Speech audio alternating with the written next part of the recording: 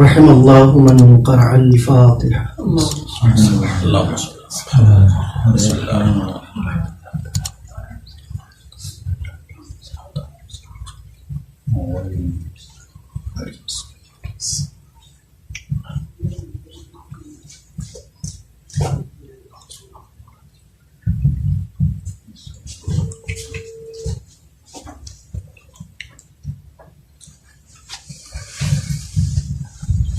لا حول ولا قوة إلا بالله العلي العظيم.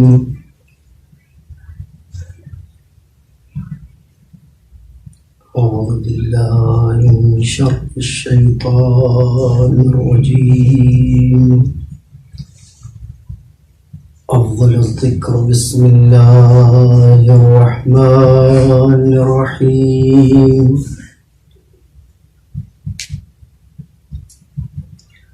رب اشرح لي صدري ويسر لي أمري واحلل عقدة من لساني يفقهوا قولي. الحمد لله الذي هدانا لهذا وما كنا لنهتدي لولا أن هدانا الله.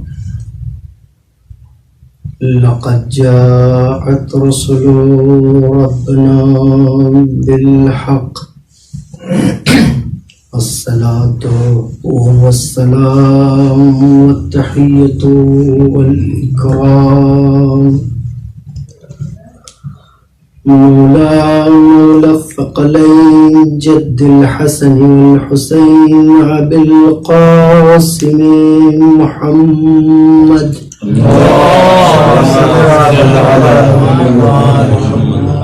طيبين الطاهرين المعصومين المظلومين.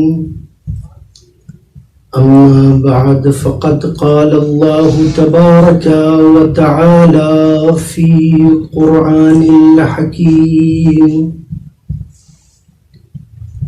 بسم الله الرحمن الرحيم.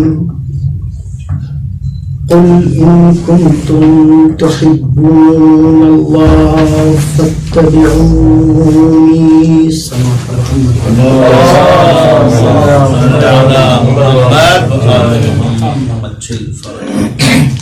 آپ حضرات سے گزارش ہے ایک مرتبہ سورہ حمد 3 مرتبہ سورہ توحید کی تلاوت فرما کر مرحوم سید اقبال عباس نقوی ابن سید محمد عباس نقوی کی بسم الله الرحمن الرحيم.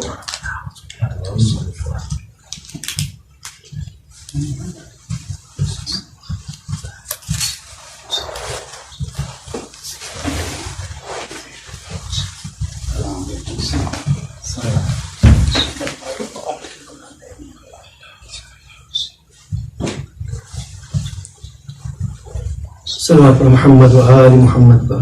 اللهم صل على محمد وآل محمد وعجل فرجه.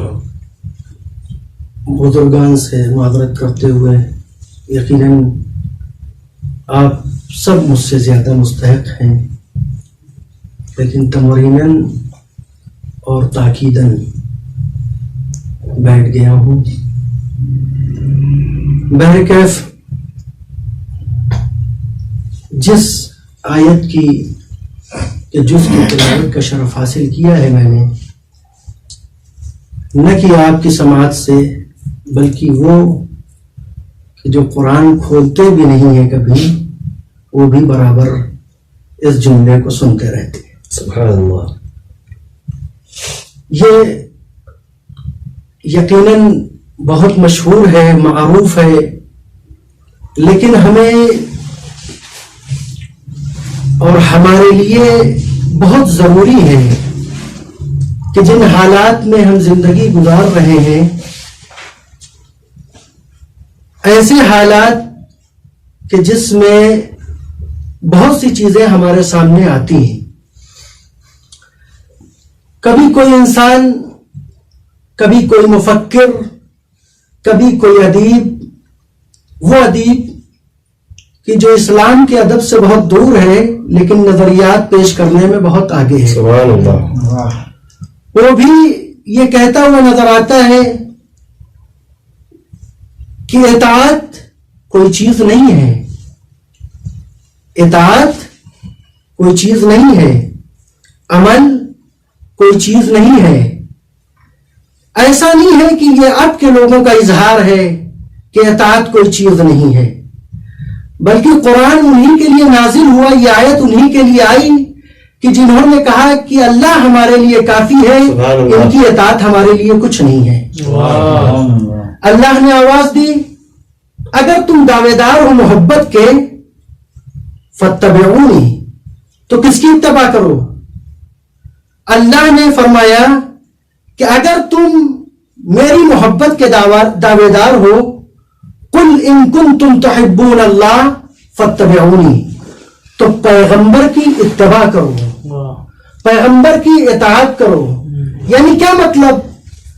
اللہ کی معرفت نہیں ہے، اللہ کی محبت نہیں ہے اگر جب تک کہ ہم پیغمبر کی اطاعت نہ کریں. اگر ہم امام کی اطاعت نہ کریں تو پھر یہ معرفت کسی مقام پر نہیں جا سکتی. یعنی کیا مطلب؟ یہ در حقیقت معرفت ہے ہی نہیں. معرفت کے معنی جو ائمہ اہل بیت علیہم الصلوۃ والسلام نے بیان فرمائے وہ یہی ہے کہ جو اطاعت کے ساتھ ہو، جو اطاعت سے خالی ہو، وہ معرفت نہیں ہے. اگر وہی معرفت ہے کہ جو اطاعت سے خالی ہے، تو پھر بہت سے لوگ ایسے ہیں جو دعویٰ کر دیں گے کہ ہم ان سے محبت کرتے ہیں. کہ محبت کی گواہی یہ ہے کہ تم اطاعت کر کے اظہار کرو. اگر تم نے اطاعت نہ کی تو گویا تمہارے پاس معرفت نہیں ہے.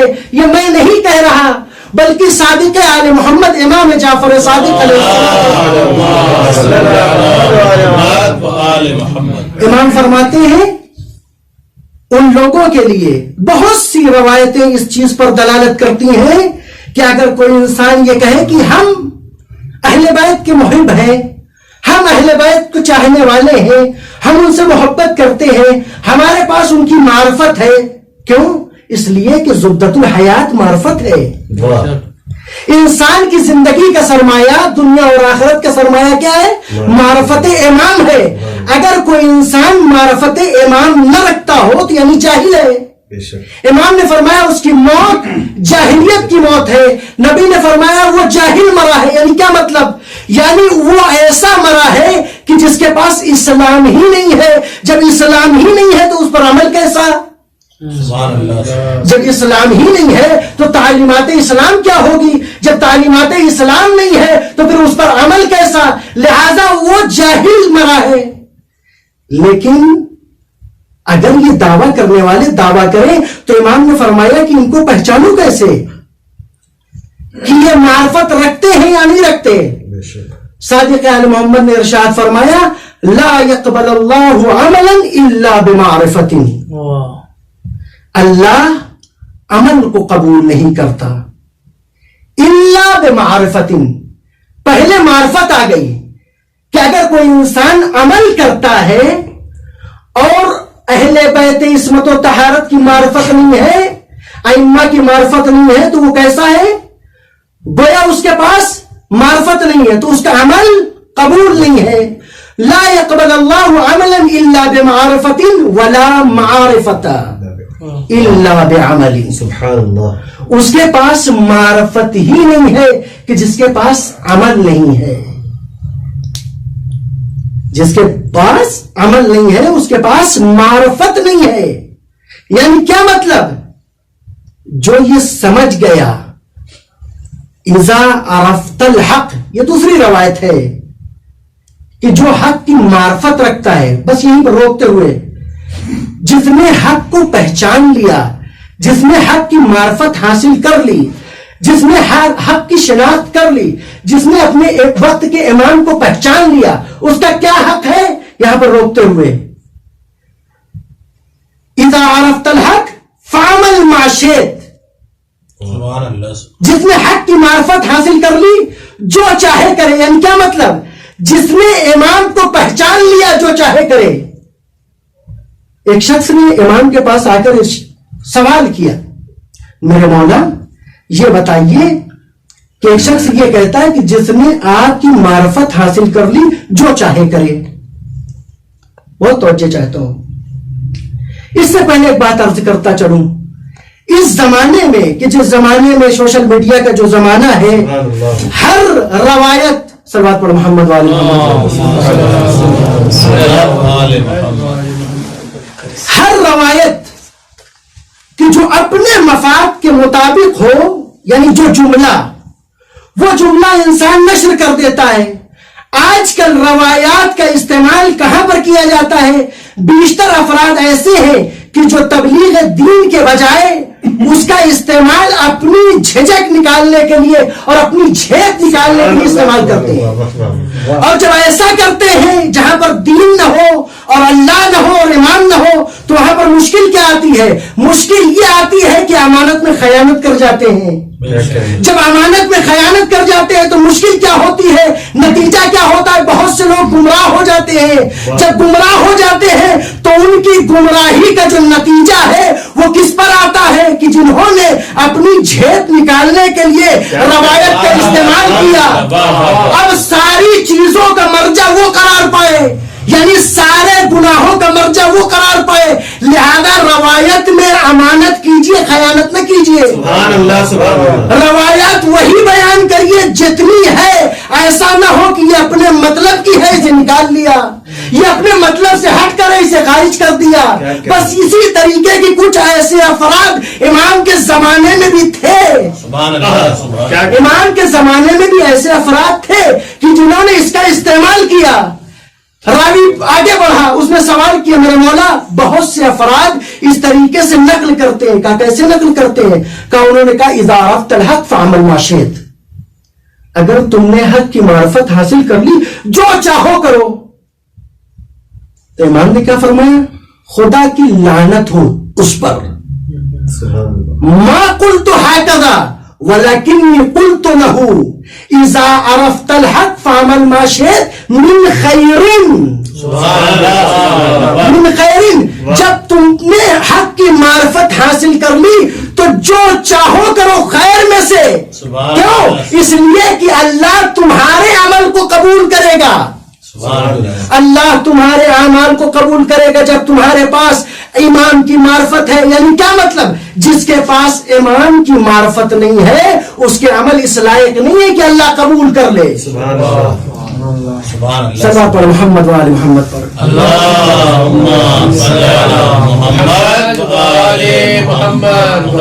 تمہارے اعمال اس لائق نہیں ہے کہ اللہ قبول کرے. کب؟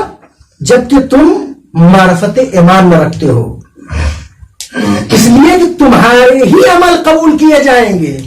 اچھا یہاں پر ایک سوال بھی پیدا ہوتا ہے کہ اگر ہم عمل کریں اور خیر کریں، اچھے اعمال انجام دیں تو اس میں ان کا کیا اثر ہے؟ اس میں ان کا کیا اثر ہے کہ جن کی اطاعت کے لیے کہا گیا، جن کے ساتھ رہنے کے لیے کہا گیا، جن کی معرفت حاصل کرنے کے لیے کہا گیا. بہت سے لوگ سوال کرتے ہیں کہ جب اچھے اعمال کرتے ہی ہیں تو پھر ان کا اثر کیا ہے؟ یعنی کس کا؟ ائمہ اہل بیت عصمت و طہارت علیہم الصلوۃ والسلام کا کیا اثر ہے؟ یاد رکھو اگر تم ان کو چھوڑ کر کوئی عمل کرتے ہو تو وہ عمل کرنے کہنے کے لائق نہیں ہے. وہ عمل نہیں ہے. یعنی کیا مطلب؟ وہ ایسا نہیں ہے کہ جسے اللہ اپنی بارگاہ میں لے لے، یعنی اللہ قبول کرے. ان کو چھوڑ کر اگر کوئی عمل کیا جائے یاد رکھنا وہ اس لائق نہیں ہے کہ قبولیت کا شرف پا سکے. اگر قبولیت کا شرف پانا ہے تو ان کی معرفت ضروری ہے. اب ان کی اطاعت نہ کریں گے تو عمل خیر لائیں گے کہاں سے؟ عمل خیر بھی تو انہی سے ملے گا.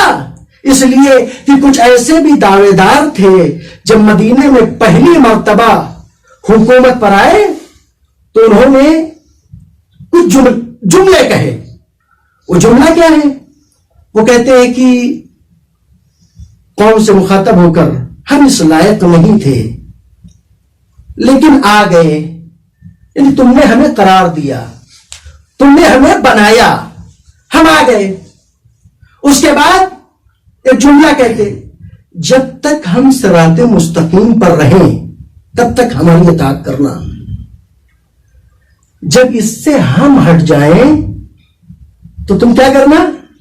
ہمیں سیدھے راستے پر لے آنا، جب ہم اس سے منحرف ہو جائیں۔ سبحان اللہ۔ وہ سوال کیا تھا؟ بہت سے لوگ سوال کرتے ہیں کہ جب ہم عمل ہی کر رہے ہیں تو پھر ان کی ضرورت کیا ہے؟ کہ عمل تو کر رہے ہو، عمل خیر نہیں کر رہے ہو۔ اہل بیت کو چھوڑ کر عمل تو ہو سکتا ہے، عمل خیر نہیں ہو سکتا۔ کیوں؟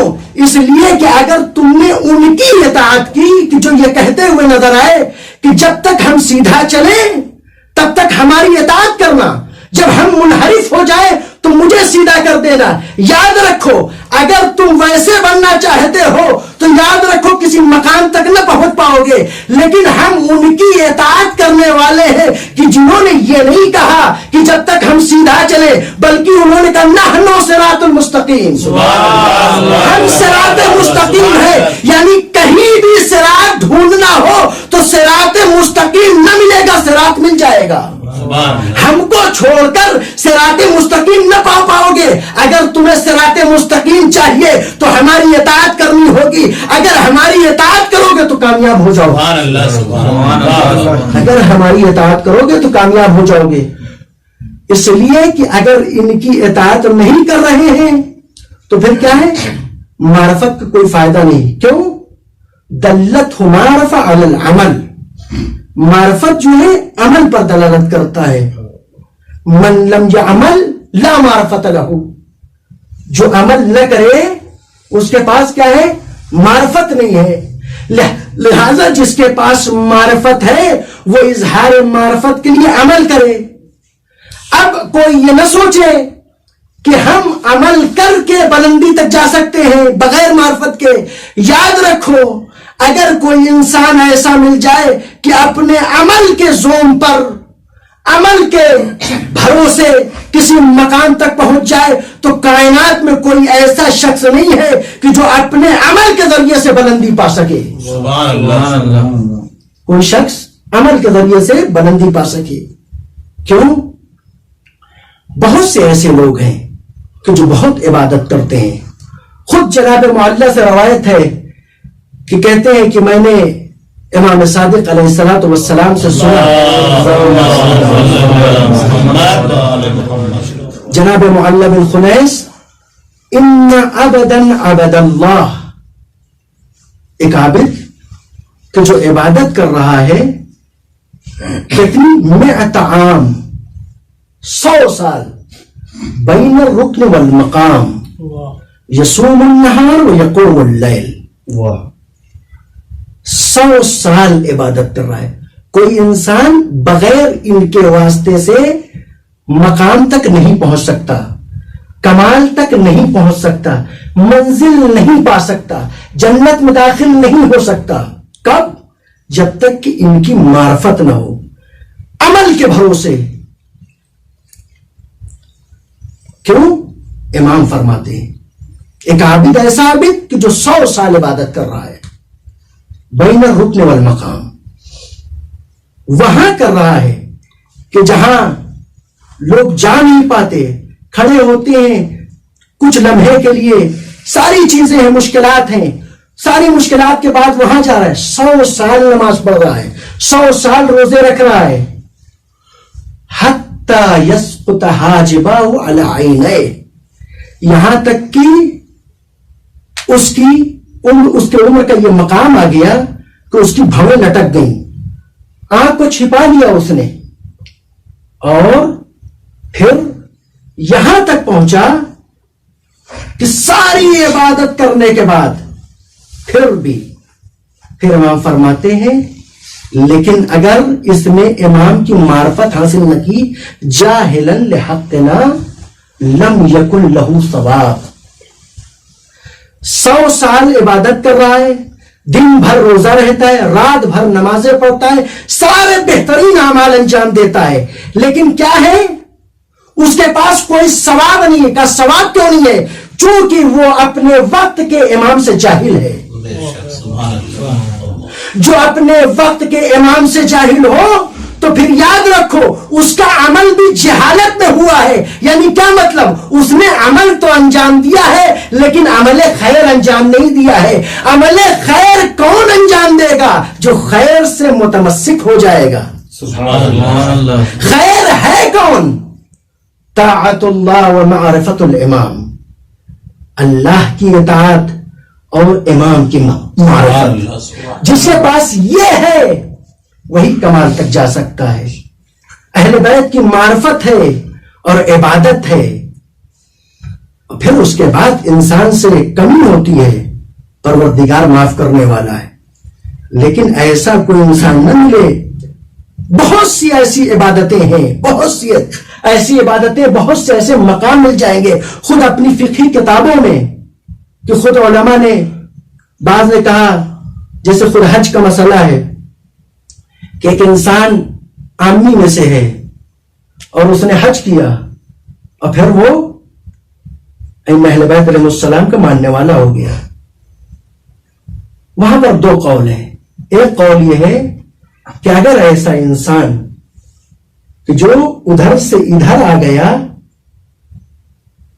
اور حج کر چکا ہے، پھر اس کے حج کا کیا حکم ہے؟ علماء نے بیان کیا دو قول. ایک نے کہا مستحب ہے کہ کیا کرے، وہ اعادہ کرے. ایک نے کیا کہا؟ واجب ہے کہ اعادہ کرے. دونوں کے پاس نص ہے، دونوں کے پاس روایتیں ہیں. وہ پھر روایتوں کو جمع کر کے، اچھا جنہوں نے کہا واجب ہے انہوں نے دلیل کیا بیان کی؟ لأن ولایت شرط، اس لیے کہ ولایت جو شرط ہے فی صحت الاعمال، اعمال کی صحت میں ولایت شرط ہے. اب کوئی یہ نہ کہے کہ وہ چاہتے ہیں، امام کو تو چاہتے ہیں، اہل بیت کو تو چاہتے ہیں، ان سے محبت کرتے ہیں، اعمال اتنا کیا کیسے برباد ہو سکتا ہے؟ یاد رکھو صحت اعمال کی شرط یہ ہے کہ ولایت ہو. یعنی ولایت کا مطلب یعنی جس قلب میں امام علی ہو اس قلب میں وہ نہ ہو کہ جس نے امام کا مقام غصب کر لیا، جس نے امام کا مقام لے لیا، جس نے اس مقام کو لے لیا کہ جس کا حق ان کے پاس تھا. اگر اس نے ایسا کیا تو پھر کیا عمل اس لائق نہیں ہے کہ اس کو بلندی تک لے جائیں اور وہ کمال تک پہنچ جائے. کمال تک وہی پہنچ سکتے ہیں کہ جو عمل بھی کرتے ہیں اور اطاعت بھی کرتے ہیں. امام حسن عسکری علیہ الصلوۃ والسلام، پوری روایت نہیں پڑھنا، پھر صرف 3 جملے. امام نے فرمایا کہ ہمارے شیعہ کون ہیں؟ شیعتنا یتبعون آثارنا، ہمارے شیعہ کون ہیں؟ کہ جو ہمارے آثار کی اتباع کرتے ہیں. وَيُطِيعُونَ فِي جَمِيعِ أَوَامِرِنَا، ہر امر میں، ہر مقام پر ہماری اطاعت کرتے ہیں، ہماری اطاعت کرتے ہیں، ہماری اتباع کرتے ہیں. وہ ہمارے شیعہ ہیں، وہ ہمارے چاہنے والے ہیں.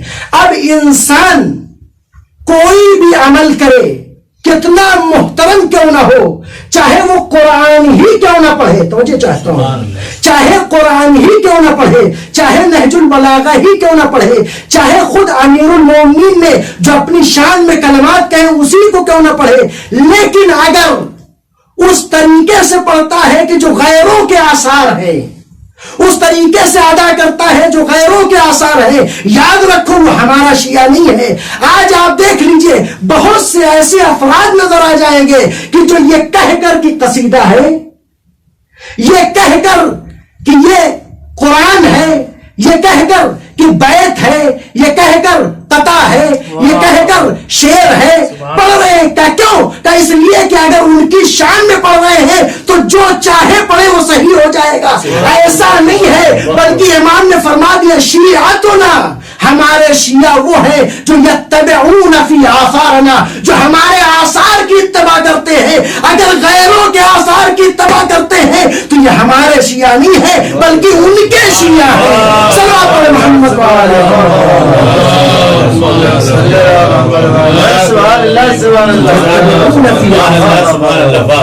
ہمارے آثار کی اتباع کرو. اگر ہمارے آثار کی اتباع کرتے ہو تو پھر ہمارے چاہنے والے ہو، ہمارے ماننے والے ہو، اس لیے کہ یہی حق ہے. اور کیوں حق نہ ہو؟ ایک خاطر انسان، ماں باپ جو سبب بنے ہمارے وجود کا، والدین، جب ہم کوئی غلطی کرتے ہیں تو انسان پلٹا دیتا ہے ماں باپ کی طرف. تو یہ چاہتا ہوں آخری بات، بہت سی چیزیں تھیں لیکن ساری چیزوں کو چھوڑتا ہوں. صلوات پڑھتا ہوں.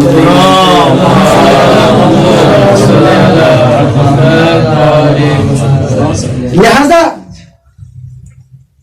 کس کی طرف پلٹا دیتے ہیں؟ والدین کی طرف پلٹا دیتے ہیں. کچھ بھی کرو، خیر کرو تب بھی، شر کرو تب بھی. جب شر کرتے ہیں تو والدین کو بہت خجالت ہوتی ہے، شرمندگی ہوتی ہے. جب شرمندگی ہوتی ہے، تمہارے بیٹے نے ایسا کیا، تمہارے بچے نے ایسا کیا، کہ پلٹا کیوں رہے؟ کر تو ہم رہے، پلٹا ان کی طرف کیوں رہے ہو؟ کہ اس لیے کہ وہ تمہارا باپ ہے، وہ تمہاری ماں ہے. تربیت پہ اثر جاتا ہے، یعنی تربیت کا اثر ہے. ایک مقام پر امام حسن عسکری علیہ السلام نے اس چیز کا شکوہ کیا. امام نے کیا فرمایا؟ فَإِنَّ الرَّجُلَ مِنْكُمْ إِذَا صَدَقَ فِي حَدِيثِهِ وَأَدَّى الْأَمَانَةَ وَحَسُنَ خُلُقَهُ مَعَ النَّاسِ. پھر اس کے بعد ارشاد فرماتے ہیں قِيلَ شِيءٌ فَيَسُرُّنِي ذَلِكَ. توجہ چاہتا ہوں، وہ والدین جو ہمارے وجود کا سبب بنے، ہمارے حقیقی نہیں ہیں، جب ان کے سامنے، جب معاشرے میں بیٹا کوئی کام غلط کرتا ہے تو لوگ ان کو کہتے ہیں، ہماری نسبت امام کی طرف دی جاتی ہے. ہماری نسبت کس کی طرف دی جاتی ہے؟ ہم یہ کہتے ہیں، کیا کہتے ہیں؟ کہ ہم امام کے چاہنے والے ہیں، ہم امام کے ماننے والے ہیں. جب ایک وہ والدین کی جو ہمارے وجود کا سبب بنے، جب وہ یہ قبول نہیں کرتے تو جو ہمارے حقیقی والدین ہیں، جو ہمارے حقیقی باپ ہیں، انا و علی اب وہذہ الامہ، میں اور علی اس امت کے باپ ہیں، اگر ہم ان کی امت میں ہیں اور ہوتے ہوئے کوئی غلط کام کرے اور اس کی نسبت امام کی طرف دی جائے تو یاد رکھو امام کے لیے یہ خجالت کا باعث ہے. پھر امام نے کیا کہا؟ جب ہمارے شیعہ ہو تو کیا کرو؟ امام نے کہا کہ جب تم کوئی بات کرو تو اس میں سچے رہو، جب کوئی تمہیں امانت دی جائے تو اس میں امانت میں خیانت نہ کرنا، امانت کو ادا کرو، بہترین اخلاق پیش کرو لوگوں کے درمیان. اور پھر ایسی صورت میں جب کوئی تم میں سے ایسا کرتا ہے، جب اس اعمال کو انجام دیتا ہے، اعمال حسنہ کو انجام دیتا ہے، اور کوئی ہماری طرف نسبت دیتا ہے اور کہتا ہے یہ شیعہ ہے، یہ چاہنے والا ہے، تو ہمیں خوشی ہوتی ہے. سبحان اللہ. یہ ہمارے خوشی کا سبب بنتا ہے. جس طریقے سے ہمارے ماں باپ جو ہمارے وجود کا سبب بنے، جب ہماری کوئی تعریف کرتا ہے تو خوش ہوتے ہیں، اسی طریقے سے جب کوئی ہمارے عمل کو دیکھتا ہوا تعریف کرتا ہے تو پھر ایسا نہیں ہے کہ ہم خوش ہوتے ہیں، ہم سے زیادہ ہمارا وقت کا امام خوش ہوتا ہے. سبحان اللہ. اور اگر ہم کچھ برا کرتے ہیں تو اسی طریقے سے ہم سے زیادہ اور دوسروں سے زیادہ اگر کوئی غمگین ذات ہے تو وہ ہمارا وقت کا امام ہے. بہت سی ان مطالب کی روایتیں ہیں جو دلالت کرتی ہیں کہ ہمیں عمل کرنا چاہیے، ہمیں اطاعت کرنا چاہیے. اگر ہم اطاعت نہیں کرتے تو پھر کیسے ہیں؟ خود امام سے ایک شخص نے تعریف کر رہا تھا. ایسا نہیں ہے، میں یہ نہیں کہہ رہا ہوں کہ تعریف نہیں کرنا چاہیے، مدح نہیں کرنا چاہیے، فضائل نہیں پڑھنا چاہیے، کمال نہیں بیان کرنا چاہیے. ایسا نہیں ہے سب کچھ کرو لیکن ان کمالات سے اخذ کرو کہ جو کمالات ہیں جن کی بنیاد پر ہم کمال تک پہنچ سکتے ہیں اس پر اتباع کریں, اس کی اطاعت کریں. اگر وہ نہ کر پائے تو مقصد سے دور ہے, باتوں میں ہے عمل میں نہیں ہے. امام بات نہیں چاہتے, باتیں نہ بناؤ عمل کرو. یہ سب ہم سے کہا گیا ہے. بس عزیزو کہ امام نے کس طریقے کا کردار پیش کیا,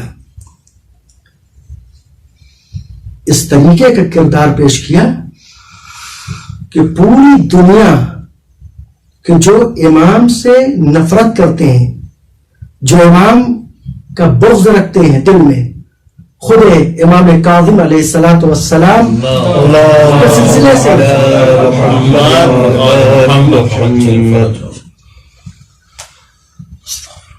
یہ چیز ملتی ہے.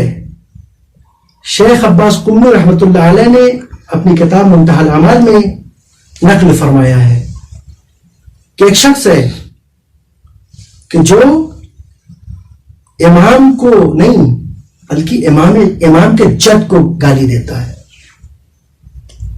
اور اصحاب جو ہے امام کے وہ مارنے کے لیے کھڑے ہوئے ہیں. آپ اجازت دیجیے ہم اس کو مار دیں. بہت اذیت پہنچائے. اچھا یہ ہے کون؟ یہ خلیفہ دوم کی اولاد میں سے ہے کہ جو امام کو بہت پریشان کر رہا ہے, امام کو ستا رہا ہے, مولا کائنات علیہ الصلوۃ والسلام کو گالی دے رہا ہے. اصحاب نے کہا مولا مار دیں گے سے, آپ اجازت دیجیے. کہا نہیں. پھر امام نے سوال کیا کہ وہ کہاں ہے, تو بیان کیا کہ وہ مزرعے میں کام کر رہا ہے, کھیت میں کام کر رہا ہے. چونکہ اس کے پاس کھیت ہے, امام سوار ہوئے سواری پر اور اس کے قریب گئے. تو اس نے امام کو دیکھا تو پھر امام کے ساتھ جو ہے غلط طریقے سے پیش آیا. کہنے لگے ادھر سے آؤ ادھر سے آؤ, جو طریقہ ہوتا ہے بہت سے لوگوں کا, وہ طریقہ امام کے ساتھ اس نے بھی انجام دیا. پھر امام قریب گئے, جاننے کے بعد کیا چونکہ حالات خراب ہوئے, فصل خراب ہو گئی, امام نے سوال کیا کہ بتاؤ کہ کتنی قیمت کا ہے, یہ فصل تمہاری کتنی قیمت رکھتی ہے؟ تو اس نے کہا 100 درہم. تو امام نے فرمایا کہ تم کیا قصد رکھتے تھے کہ اس سے کتنا فائدہ ہوگا؟ اس نے کہا علم غیب نہیں ہے ہمارے پاس. علم غیب تمہارے پاس کیا ہے؟ تمہارے آبا و اجداد کے پاس نہیں تھا. سبحان اللہ.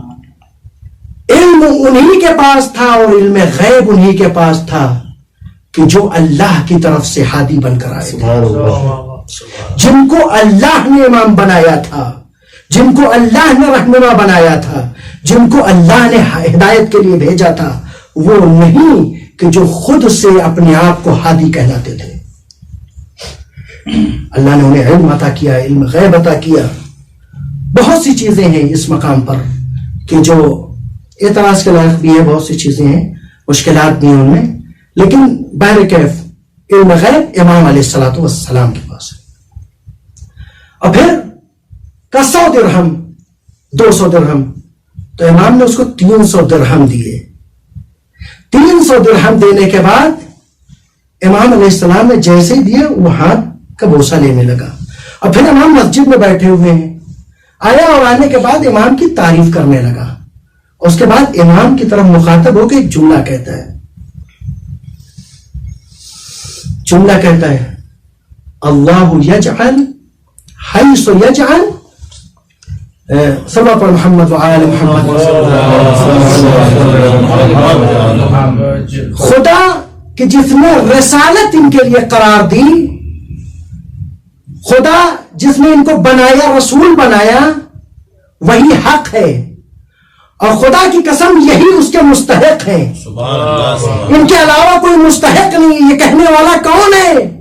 یہ وہ ہے کہ جن کے آبا و اجداد نے ان کے مقام کو غصب کر لیا, بیٹے نے گواہی دی کہ میرا باپ غلط تھا, سبحان اللہ. بیٹے نے گواہی دی کہ اگر یہ مقام کسی کا ہے کہ جو رسالت کے مقام پر بیٹھ سکتا ہے تو ان کے علاوہ کوئی نہیں ہے. یعنی کیا مطلب؟ جس کو اللہ نے بنایا ہے ان کی اطاعت کرو، ان کی اطاعت نہ کرو کہ جو خود سے بن گئے ہیں. اس لیے کہ جو یہ کہتے ہوئے نظر آئے کہ جب ہم منحرف ہو جائیں تو ہمیں صراط مستقیم پر کر دینا. یاد رکھو اگر ان کے ساتھ رہو گے تو صراط مستقیم پر نہ رہو گے. کیوں؟ اس کی ایک وجہ ہے، چونکہ انہوں نے صراط مستقیم کو غصب کر کے ایک راستہ بنایا ہے. صلوات پڑھیں محمد وآل محمد. اللهم صل على محمد وآل محمد. اور متعدد لوگوں نے امام کے لیے لکھا کہ جو مخالفین ہیں انہوں نے بتایا کہ امام کا کیا کمال ہے. امام سخی تھے، امام کا طریقہ اور فطرت یہ تھی کہ کرم ان کی فطرت میں تھی. دشمن ہو دوست ہو سب کو نوازتے تھے. لیکن عزیزو، کیا ان شخصیات کو چین سے رہنے دیا گیا کہ جو ہماری ہدایت کے لیے آئے تھے،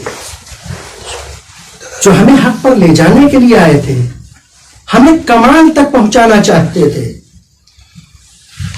امام کو قید کر کے بھی اس کو چین نہ ملا، سکون نہ ملا. متعدد قید خانوں میں امام کو لے جایا گیا، اللہ اکبر. کہیں یہاں سے وہاں، کبھی بصرہ، کبھی بغداد.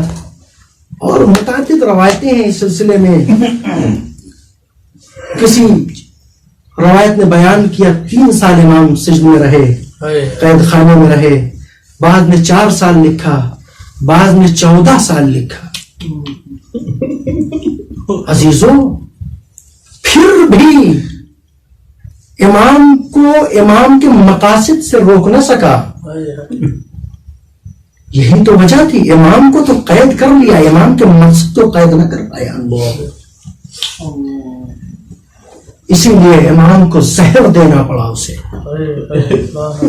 اور عزیزوں، ہم نے سن لیا کہ امام کو قید میں رکھا گیا. وہ کیسا قید خانہ تھا، وہ عجب قید خانہ تھا کہ جو امام عابد ہے، عبادت گزار ہے، بہت زیادہ امام نمازیں پڑھتے ہیں، عبادت کرتے ہیں، سجدے میں رہتے ہیں، رکوع میں رہتے ہیں، لیکن وہ امام قیام نہیں کر سکتا تھا. وہ امام کہ جس قید خانے میں امام کو رکھا گیا، امام موسیٰ کاظم علیہ السلام کو، اس کی چھت اتنی نیچی تھی کہ امام قیام نہیں کر سکتے تھے، رکوع کی حالت میں رہتے تھے. اے عزیزوں، بہت ظلم ڈھایا لوگوں نے امام پر.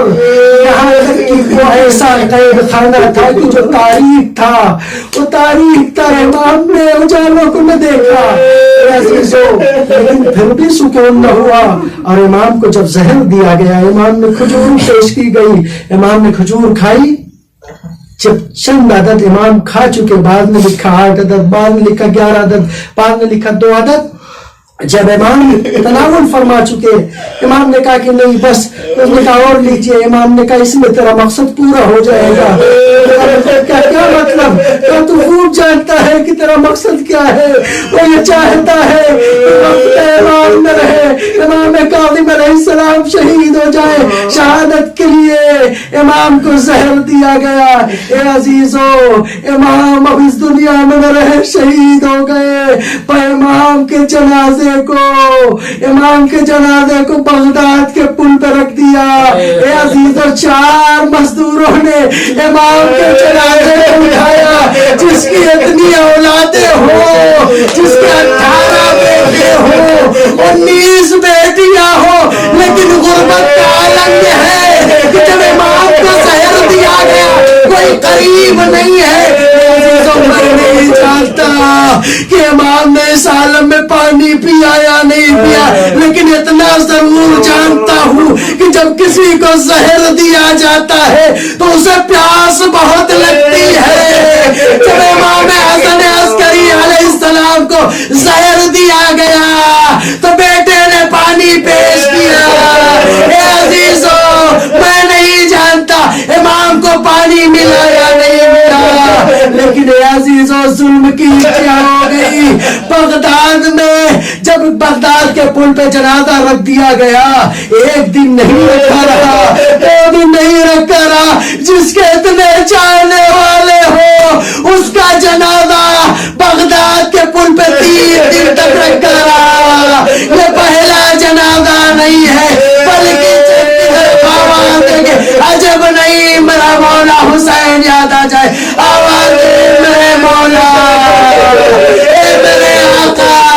آپ کا جنازہ یقیناً بغداد کے پل پہ رکھا تھا, لیکن آپ کی اولادیں بغداد میں نہ تھی. جب امام آئے امام نے آپ کو دفن کر دیا, لیکن جوان بیٹا کربلا میں موجود ہے. بہن دیکھ رہی ہے, بیٹیاں دیکھ رہی ہے کہ بابا کا جنازہ بے گور و کفار کربلا کے تپتے ہوئے صحرا میں پڑا ہوا ہے. تو سید سجاد نے جب یہ منظر دیکھا, لیکن کیفیت الگ ہے. جب امام رضا علیہ السلام نے اپنے بابا کو دیکھا تو ہاتھوں میں ہتھکڑیاں نہیں تھی, پیروں میں بیڑیاں نہیں تھی, گلے میں خاردار توق نہیں تھا. جب سید سجاد نے اپنے بابا کے جنازے کو دیکھا, ایسا جنازہ جس کے جسم پر سر نہیں تھا. ایک مرتبہ دیکھتے ہیں, زمین کی طرف دیکھتے ہیں, ایسا لگتا ہے کہ روح قبض سری سے پرواز کر جائے گی. پھوپھی نے آواز دی, اے بیٹا کیا دیکھ رہی ہو؟ ایسا لگتا ہے کہ تم اب گزر جاؤ گے. بھائی جواب دیتے, اے پھوپھی اماں کیوں کر ایسی کیفیت نہ ہو, ان ظالموں نے نجس جنازوں کو دفن کر دیا, لیکن ہائے میرا بابا بے گوروں کفن پڑا ہوا ہے. نوجوان بیٹا موجود ہے لیکن ہاتھوں میں ہتھکڑیاں ہے, دفن نہیں کر سکتا. وسيعلم الذين على لعنة الله يومنا هذا. پروردگار تجھے واسطہ محمد و محمد کے